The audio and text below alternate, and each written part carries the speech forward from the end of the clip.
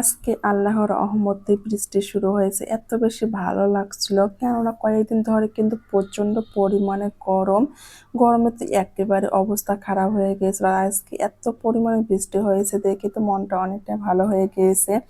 ভাবছি বৃষ্টির দিন কি করব, সেই জন্য বসে বসে একটু সেলাই করলাম। এই তো আমি একটা কিউট জামা সেলাই করেছি, কেমন হয়েছে অবশ্যই কিন্তু কমেন্টে জানিয়ে দেবেন। হ্যালো ভিউয়ার্স, আসসালামু আলাইকুম। সারাদিনে সেভাবে কোনো ভিডিও শুট করা হয়নি। এটা হচ্ছে সন্ধ্যাবেলা আপনাদের ভাইয়া এখানে মোরসানের জন্য 7 আপ এবং 2টা আইসক্রিম নিয়ে এসেছে। এই আইসক্রিমগুলো খেতে আমার কাছে অনেক বেশি ভালো লাগে। আর যখন এসে আইসক্রিম মানে আমি কিন্তু এই আইসক্রিমগুলো নিয়ে আসতে বলি। আর এত পরিমাণে গরম যেটা বলার মতন, আর কয়েকদিন ধরে কিন্তু একেবারে বৃষ্টিও হচ্ছে না।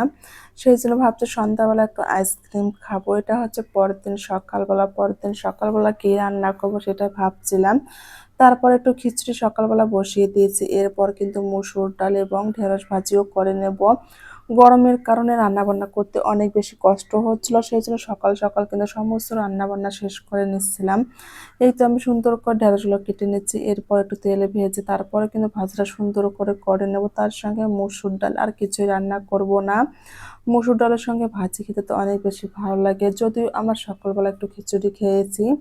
ভাবছি আজকে রান্নাবান্না সিম্পল ভাবেই করবো। রান্নাবান্না করতে করতে কিন্তু বৃষ্টি শুরু হয়ে গেছে। বৃষ্টি হওয়ার আগে এত পরিমাণ অন্ধকার হয়ে গিয়েছিল যে আমি আর পরবর্তী ভিডিও শুটগুলো করতেই পারিনি, আর ফুল রান্নাটাও আপনাদের সঙ্গে শেয়ার করতে পারিনি।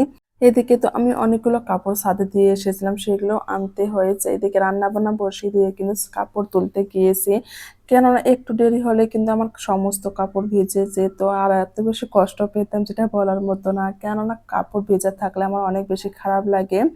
সেই জন্য আমি সবসময় চেষ্টা করি যখনই কাপড় কাচি না কেন তখনই সুন্দর করে শুকিয়ে গুছিয়ে রেখে দিতে। এই তো এখন ভাজিগুলো বসিয়ে দিচ্ছে। আর এদিকে যে রহমতের বৃষ্টি শুরু হয়েছে আলহামদুলিল্লাহ। কয়েকদিন এত পরিমাণে গরমে অবস্থা খারাপ হচ্ছিল, আর আজকে বৃষ্টি হয় মনটা একেবারে কি বলবো শান্তিতে ভরে গেছে।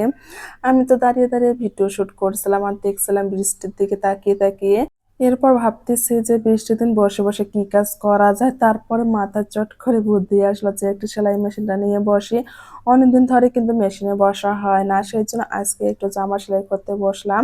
যদিও কাটাটা আপনাদের সঙ্গে শেয়ার করতে পারলাম না। এরপর কিন্তু আমি আবারও এইরকমই আর একটা জামা সেলাই করব, অবশ্যই কিন্তু কাটিং সহ আপনাদের সঙ্গে শেয়ার করব। এটা হচ্ছে আমার ভাইয়ের মেয়ের জন্য আমি অনেকদিন আগেই সেলাই করব বলে রেখে দিয়েছিলাম, কিন্তু মেশিনটা নষ্ট হওয়ার কারণে সেলাই করতে পারিনি।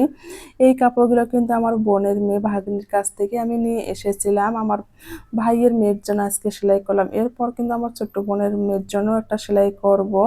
আমি কিন্তু নিজেই এই কাপড়টা আইডিয়া করে কেটেছি এবং সেলাই করছি। জানি না ওর গায়ে ফিট হবে কিনা, কিন্তু দেখতে অনেক বেশি ভালো লাগছিল। আমার কাছে সাধারণ কিছু লেস ছিল, সেগুলো বসিয়ে দিয়েছে। আর দেখতে যে এত বেশি ভালো লাগছিল, আমার কাছে তো অনেক বেশি ভালো লাগছিল। আমি যখনই ঘরে বসে থাকি তখনই কিন্তু এরকম টুকিটাকি কাপড় চোপড় সেলাই করা শুরু করে দেয়, আর অনেক বেশি ভালো লাগে। আর সবচেয়ে মেয়ে মানুষের কাপড়গুলো না সেলাই করতে আমার অনেক বেশি ভালো লাগে। এই তো আমার সেই কিউট জামাটা তৈরি করা হয়ে গেছে, কালকে আবার একটা শেয়ার করবো। সবাই ভালো থাকবেন, আল্লাহ হাফেজ।